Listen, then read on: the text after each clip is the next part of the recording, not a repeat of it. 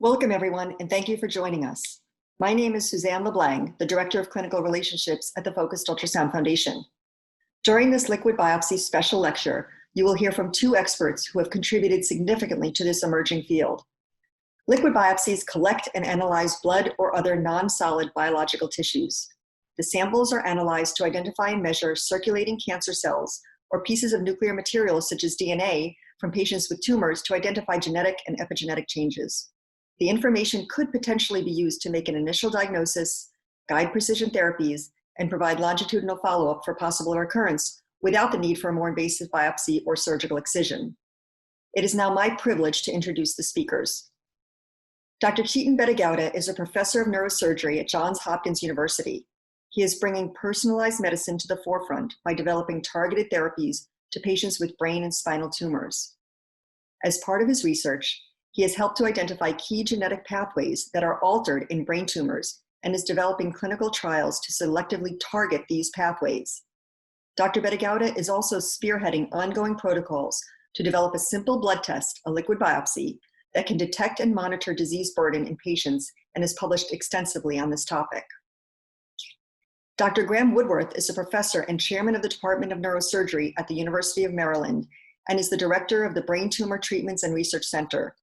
His team is leading the first in human clinical trials of MRI-guided focused ultrasound-mediated blood-brain barrier disruption in the United States. A longstanding goal in treating patients with glioblastoma, the most common and deadly primary brain cancer in adults, is linking tumor-specific features with effective anti-tumor therapies to generate long-term treatment responses. His belief is that following the principles of maximal safe tumor removal, use of intraoperative access to better understand the disease and deliver therapies, and targeting therapeutics to residual or unresectable invading cancer elements will turn glioblastoma from a uniformly fatal cancer into a chronic disease with the potential for cure. I am sure you will find this session informative and engaging. Enjoy. Really appreciate everyone taking the time to join us today. I'm here with Dr. Graeme Woodworth, who's a professor in the Department of Neurosurgery at the University of Maryland School of Medicine.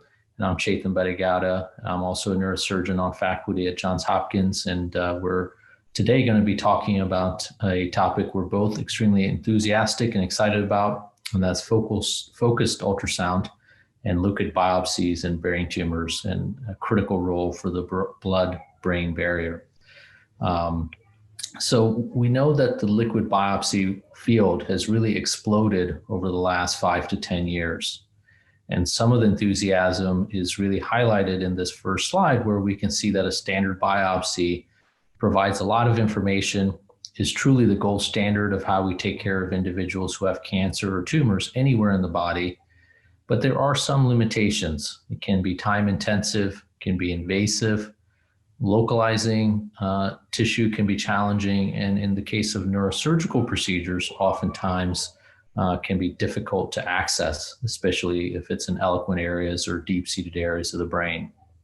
And so the potential for liquid biopsies is highlighted here by the fact that it can be quick, can in many cases more comprehensively capture the genomic material or the molecular characteristics of a cancer or tumor, and the invasiveness is far less, particularly when we're thinking about blood-based testing. And here on the right-hand panel, you can see that there are a few different applications of liquid biopsies. One would be in terms of early detection of tumors and cancers in the CNS or systemically, and monitoring them after they've been detected. And in part of the monitoring, one of the hallmarks, of course, is to understand when resistance starts to happen in cancers and try and identify that as early as possible, so that futile therapies can be exchanged for potentially new therapies, excuse me, that might have greater efficacy. And on the next slide, we can understand that there are tremendous developments in this area, given the large potential.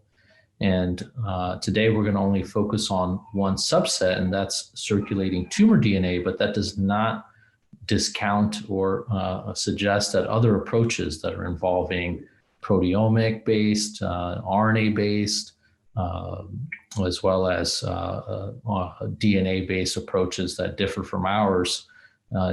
Our view is all of these opportunities really are synergistic and potentially can be used in a multi-analyte fashion, but that the approach that we're going to highlight today really is just a paradigm that could then be applied to any of these analytes that you see on the screen here.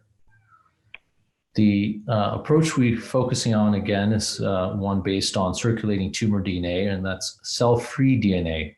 And we know the vast majority of cell-free DNA in the circulation, in the plasma, of all individuals, healthy or otherwise, is largely comprised of DNA derived from immune cells from the bone marrow, and that's about 80 to 90% of the DNA content in circulation. Other replicating cells from the GI tract, from the skin, comprise almost the entire remaining compartment. However, in a few clinical scenarios, there can be a subset of DNA, for example, in a pregnant woman, that arises from the fetus. And this is the basis for fetal diagnostics, which is now an extraordinarily robust field and gaining a lot of attention. In individuals who may have a transplanted organ, it can be a source from the donor organ that can be differentiated from the host cells. And in cancer patients, we see that a very small fraction, often much less than 1%, can be derived from the tumor or neoplasm. And so really we need to think about very sensitive technologies to be able to identify this tumor-derived DNA, which really is specific to the neoplastic cells. And one of the important considerations with this approach is that this biomarker is dynamic. And this is just a synopsis of this approach, where longitudinally individuals can be sampled sequentially, and that the levels of tumor DNA in circulation really do change dynamically. If it's after surgery, we can see a precipitous drop. We can see potentially detection of asymptomatic recurrent disease and a subsequent rise in the tumor DNA, which often can even precede the symptoms and often the clinical radiographic findings that are used in current practice. And so because this is a dynamic biomarker, it does have a lot of potential, and it's not just a binary yes, no, present or absent. And so the opportunities here are quite vast. And on the next slide, I'll turn it over to Dr. Woodworth, who will discuss its applications vis-a-vis focused ultrasound. Thank you, Chetan. It's a great overview of an amazing technology. And so what we're thinking about when we think about liquid biopsy in the context of brain tumors is specifically this brain tumor called glioblastoma. And here's an example of a glioblastoma in a patient here with the arrow pointing to that tumor. And in many cases, we're able to resect almost all of the visibly abnormal tissue as seen here on a postoperative MRI scan. But we know after chemo and radiation treatment, within 12 months in most patients, we start to see evidence of recurrence here seen as contrast enhancement in the region surrounding the resection cavity. And usually within about 17 months, there's diffuse nodular contrast enhancement surrounding the resection cavity, often crossing the midline. And it's in these patients where there's not much left to offer, and we need to do something more for these patients. So a critical problem is this invasion into the adjacent brain tissues and the invasive cells, even after apparent total removal of a tumor. And so we see that represented often on T2 weighted MRIs here. You can see a contrast enhanced MRI on the left before and after surgery. And after surgery on the T2 weighted imaging on the right, you can see a large diffuse halo of hyperintense signal surrounding the resection cavity and the original tumor that we think represents both a component of tumor-related edema as well as infiltrating tumor within these regions of the brain. And this is consistent with the finding that the majority of these patients that have recurrence, that go on to recur within the 2 to 3 centimeter margin surrounding the resection cavity. So it's in this margin, this region of infiltrated brain, that we're really interested in understanding more about the tumor biology and potentially augmenting drug delivery. So one of the exciting technologies that we're all becoming more and more aware of is transcranial focused ultrasound. This can be performed in numerous systems. The system that we have been working with is the Insightec Exablate system, but there are other technologies out there that can enable similar changes to the microvasculature of the brain. But the idea here is that focused ultrasound energy can be used to deliver acoustic and mechanical forces within the blood vessels that are augmented really by circulating microbubbles or ultrasound contrast agents. And it's the stable oscillation of these circulating microbubbles that we think creates temporary openings within these microvasculature of the brain and can enable things to both get in and potentially get out of the brain in these regions. So we're currently engaged in 2 clinical trials, one which is focused on pre-surgical blood-brain barrier disruption, and one that's focused on blood-brain barrier disruption in the setting of the adjuvant chemotherapy that patients with these glioblastomas get. And the way that adjuvant chemotherapy works is after the patient has surgery and then combined radiation and chemotherapy, seen here in the green box, the patients then go on to have 6 cycles of chemotherapy called temozolomide. And it's during these 6 cycles that we can deliver focused ultrasound energy and disrupt the blood-brain barrier once a month for these 6 months while the patients are taking their chemotherapy. So here's an example of one of the first patients treated in the United States on the first clinical trial that I mentioned, where the patient has a T1 non-enhancing tumor here in the upper left and a hyperintense T2 weighted image here on the upper right. And then after focused ultrasound, we can see a new area of blood-brain barrier disruption in an area where there wasn't enhancement before. And we don't see any significant injury to the patient here on this T2 star imaging, which would show microhemorrhages or other changes in the brain that could be consistent with injury. So this is exciting to see that the technology works, and particularly it works in a brain tumor region, whereas before it was only really looked at in normal brain regions. So I think seeing this and gave us the opportunity to think about whether or not only could we enhance drug delivery in the context of blood-brain barrier disruption with focused ultrasound, but could we also consider sampling materials that wouldn't otherwise get out of the brain. So the first thing we wanted to do is make sure we didn't see any evidence of injury that would be consistent with sort of a more gross tissue or cellular damage process. And so to do that, we were able to sample the tissues from patients like the one I just showed you, where there were intrinsically non-enhancing regions of a given tumor, intrinsically enhancing regions of a given tumor, and then these regions that were treated with focused ultrasound. And what we see when we look at these tissues is no evidence of significant injury in comparing to the non-enhancing tumor tissues on the upper left here. And of course, the intrinsically enhancing tissues look more aggressive and different, but this is sort of a control for what that would look like in a more aggressive form of tumor. So in the context of the second study, where we open the blood-brain barrier in up to 6 different monthly cycles, we see in this image a resection cavity for a patient with a temporal lobe glioblastoma that had been completely removed. And this is, again, a demonstration of controlled blood-brain barrier disruption around the resection cavity in these patients. You can see before and after here with new evidence of these white areas of contrast enhancement within the resection cavity, or the region around the resection cavity, consistent with new blood-brain barrier disruption. And it's notable here that it isn't a homogeneous opening that we see in these locations. Often they're around blood vessels or within certain regions that are targeted. And this is an area of intense investigation and interest. So with this evidence that it's safe and feasible to open the blood-brain barrier in these different regions, as well as at different time points around the management of patients with infiltrating gliomas, we see a number of different possibilities for this technology listed here. But what really gets us excited is the idea that potentially the blood-brain barrier may be limiting the release of tumor DNA into the bloodstream, and thereby the ability to sample that tumor DNA. And it's with this exciting possibility that we are exploring more possibilities related to liquid biopsy for these intrinsic brain tumors, gliomas. So I'll let Dr. Bettegowda finish up with the final phase here.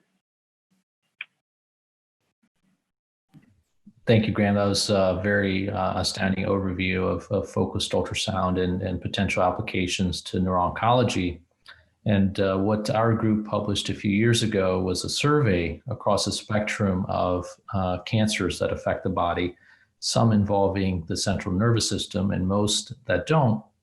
And we found that the CNS tumors, and in particular the gliomas, which are on the very far right of this bar graph, shed tumor DNA into circulation at very, very low levels. And when we looked at it, it showed that about 10% of gliomas using the technology at hand during this publication were actually detectable in the bloodstream.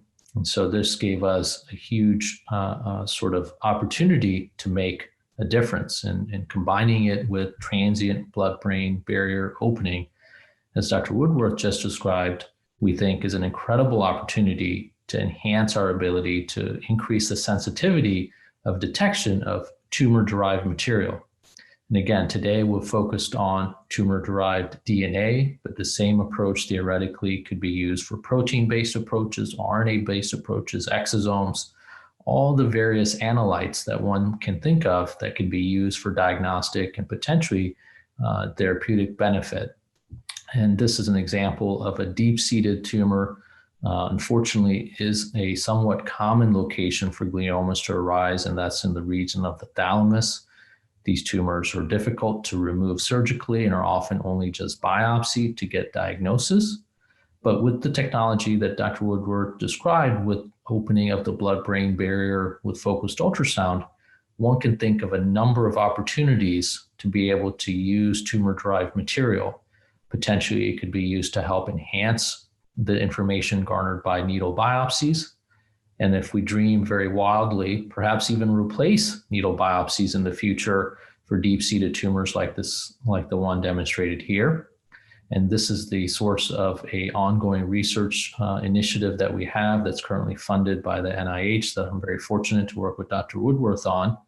And a part of this proposal is to obviously continue to iterate and improve the technologies we're using to detect tumor-derived material. And the panel on the right just is highlighting one such approach, and it's called Safe Sequencing System, or SafeSeq for short. It's based on next-generation sequencing, where we use that technology to identify a true molecule of tumor DNA that harbors a mutation, an alteration in the DNA that really is derived from the tumor itself. From the background, normal DNA that we saw comprises the vast, vast majority of the DNA in circulation. And so our group together are working on ways to enhance the sensitivity, develop new technologies, and apply them to not only thalamic gliomas as suggested here, but low-grade gliomas, as Dr. Woodworth demonstrated, as well as more aggressive tumors or glioblastomas that grow in the brain and cause significant morbidity and mortality, where desperately new ways to diagnose and treat tumors are needed.